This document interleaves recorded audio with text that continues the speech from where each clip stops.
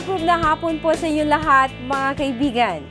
Ako si Elaine Fuentes. Ngayong hapon, muli inaanyayahan ko po kayong samahan nyo kami at tulungan kayo. Sama-sama nating tuklasin ang mga pamamaraan tungo sa mga palatuntunan, proyekto, programa ng gobyerno, maging ng mga pribadong organisasyon na sadyang ginawa po naman para sa ating kapakinabangan. Ibahagi po ang inyong reaksyon at suhestyon sa ating email at fanpage na naka-flash ngayon sa inyong mga screen.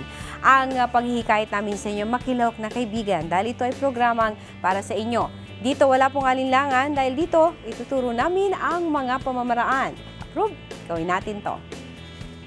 Marami tayong mga kababayan na ang pangunahing problema sa buhay ay ang kalusugan. Kung hindi man siya, meron siyang mahal sa buhay na mayroong karamdaman. Kaya naman ang ating medical field ay patuloy na nag-i-improve, patuloy na nagre-research kahit mga bagong diskubre at even yung mga dati nang pinapractice sa medical field ay patuloy na pinag-iibayo, ini-improve para makasagot dito sa problemang ito. Yan ang ating pag-uusapan ngayon. Ano nga ba ang acupuncture?